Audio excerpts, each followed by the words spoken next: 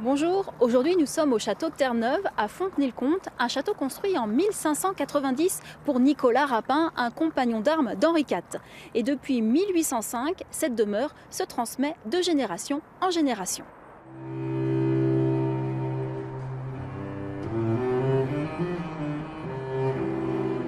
Niché sur les hauteurs de Fontenay-le-Comte, mais en plein centre-ville, le château de Terre-Neuve se cache au milieu de la végétation.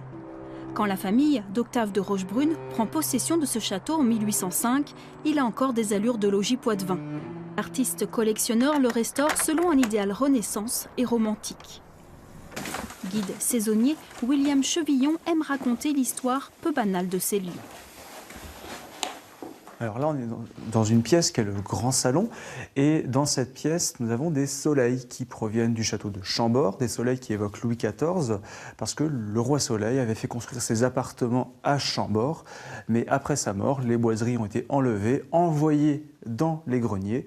Et au XIXe siècle, elles ont été préservées par Octave de Rochebrune, propriétaire de Terre-Neuve. En plus d'être un collectionneur compulsif, Octave de Rochebrune endosse tour à tour les rôles d'architecte, de sculpteur et d'antiquaire. Il prélève des éléments de décor dans d'autres châteaux pour les conserver chez lui. Ce qui est intéressant avec cette cheminée, c'est qu'elle nous raconte le caractère préservateur du patrimoine d'Octave de Rochebrune, puisque cette cheminée a été sauvée d'un château pas très loin d'ici, le château de Coulonges sur l'Autise, qui était vendu sous forme de carrière de pierre. Et au début du XXe siècle, cette cheminée, elle a fait l'objet d'interprétations alchimiques, c'est-à-dire que certains considéraient qu'elle contenait les éléments pour la transformation du plomb en or. Terre-Neuve est habitée à l'année. Guillaume du Fontenioux est le nouveau propriétaire de ce château. Son père lui a légué ce patrimoine en 2017. Le dernier à être né ici, c'est mon cher père, qui est né ici à Terre-Neuve. Et évidemment, il y a un certain poids et finalement un certain sens du devoir dans la transmission pour les générations futures, puisque on n'hérite pas de ce genre de monument, mais on l'emprunte à nos enfants ou aux générations futures. C'est du boulot quand même aussi. Et c'est évidemment énormément de boulot.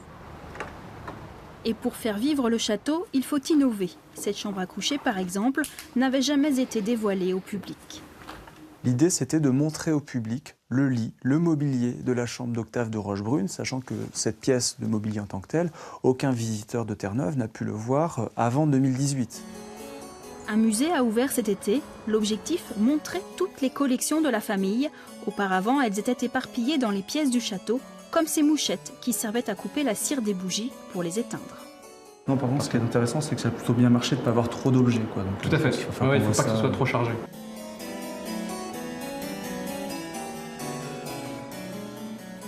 Terre-Neuve se visite en saison, mais aussi toute l'année, sur réservation.